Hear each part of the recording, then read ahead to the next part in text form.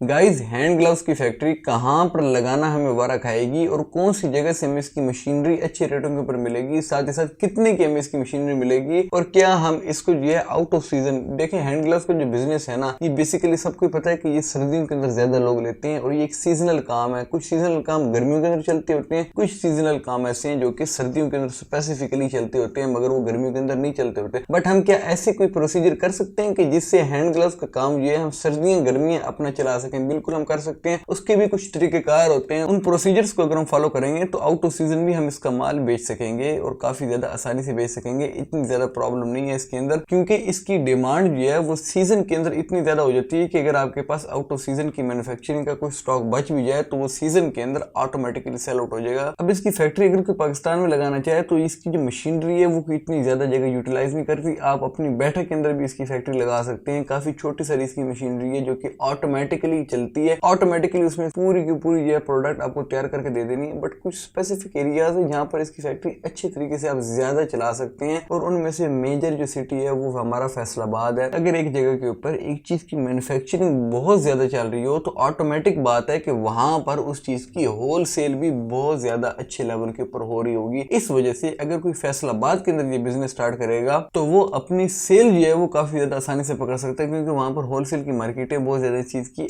Already इस चीज का बहुत बड़े लेवल के ऊपर काम चल रहा है और इस वजह से वहां पर सेल पकड़नी आसान होगी। बट इसके ऊपर ये लाजिम नहीं आता कि आप दूसरे शहरों के अंदर अगर आप स्टार्ट करेंगे तो आप बिल्कुल सेल नहीं पकड़ सकते। जाहिर बात है कि बड़े शहरों के अंदर काफी बड़ी बड़ी होलसेल की मार्केट्स होती हैं। सियालकोट हो गया, लाहौर हो गया, कराची हो गया, इस तरह की जितनी भी सिटी है, मुल्तान हो गया, इन सब सिटीज के अंदर काफी ज्यादा बड़े लेवल के ऊपर आप होलसेल मार्केट्स जो है देखने को मिलती हैं आपको, और वहां पर भी आप अच्छी भली सेल पकड़ सकते हैं। क्योंकि एक आधी मशीनरी से अगर आप स्टार्ट करते हैं तो जाहिर बात है कि एक मशीनरी से आप कितनी प्रोडक्शन कर लेंगे। इतनी प्रोडक्शन तो आप नहीं कर सकते ना कि आप पूरी होलसेल मार्केट की रिक्वायरमेंट फुलफिल कर सकते हैं। तो इस वजह से इतनी बड़ी प्रॉब्लम नहीं है अगर आप हट के भी इसकी मैन्युफैक्चरिंग का बिजनेस स्टार्ट करें। और इसके अलावा एक और चीज भी देखने वाली है कि हमें इसकी मशीनरी आखिर मिलेगी कहां से।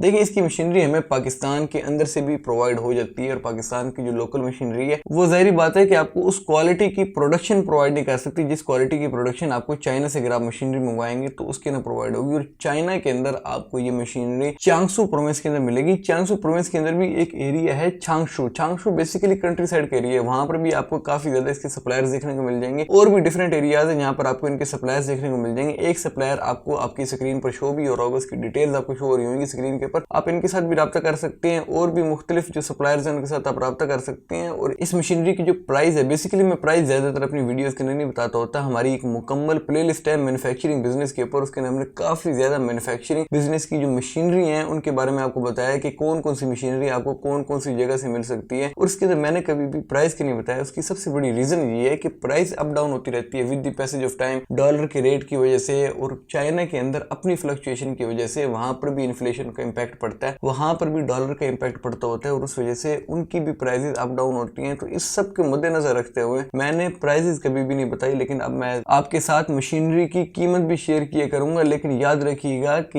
ये जो प्राइस जो मैं आपको बताऊंगा ये at the time of making this video है। अभी राइट नाउ जो मैं वीडियो बना रहा हूँ ये टाइम आपने नोटिस करना है कि इस टाइम के ऊपर इसकी इतनी प्राइस है और आगे पीछे इसकी प्राइस अप डाउन हो सकती है। इसकी प्राइस कंफर्म इतनी कभी भी नहीं रहने वाली। साथ कुछ और चीजें भी हैं जो कि आपने प्राइस के अंदर इंक्लूड करके रखनी है। बेसिकली इसकी जो मशीनरी है इसकी price at the time of making this video $2300 है, $2300 है। बट इसके साथ साथ आपने ये भी चीज देखनी है कि अगर आप इसकी प्राइस ये लेते हैं तो ये FOB प्राइस है, मतलब कि ये फ्री ऑन बोर्ड प्राइस है। इसके अंदर जो कंपनी आपको मशीनरी प्रोवाइड करेगी वो कंपनी आपको आपकी पोर्ट के ऊपर पहुंच माल दे देगी। पोर्ट से आपने फिर अपनी कराची पोर्ट के ऊपर खुद लाना है और वहां से फिर क्लियरेंस वगैरह करवा कर फिर आपने अपने सिटी के अंदर भी मंगवानी है। तो ये सारे के सारे चार्जेस भी इंक्लूडेड होते हैं इसके अंदर। अब आप यहाँ पर एक काम कर सकते हैं कि ये $2300 अगर आपको कंपनी ने प्राइस दी है ना FOB की, और आपको फ्रेट फॉरवर्डिंग एजेंट वगैरह कोई भी नहीं मिल रहा, तो आप सिंपली ये कर सकते हैं कि उस कंपनी के साथ बात करें कि भाई हमें जो है FOB प्राइस की जगह के ऊपर आप CIF प्राइस दे दो। उससे ये होगा कि आपको कराची पोर्ट के ऊपर पहुंच माल जो है वो मिल जाएगा। तो जो CIF प्राइस देगी उसके बाद आप जो है जाहिर बात है कि थोड़ी सी खुद भी मेहनत करके कोई फॉरवर्डिंग एजेंट ढूंढ के उसके साथ जाहिर बात है कि आपको राब्ता तो करना पड़ेगा आखिरकार कि आपको पता चले कि भी आखिर इसका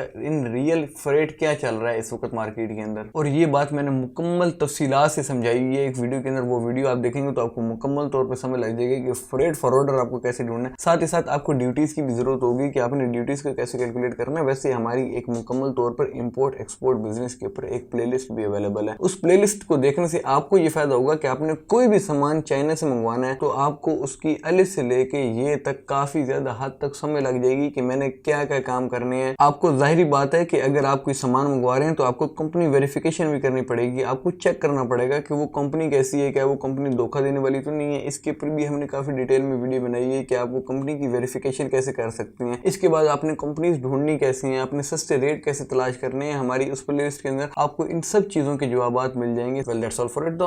अल्लाह हाफिज़, टेक केयर ऑफ योरसेल्फ।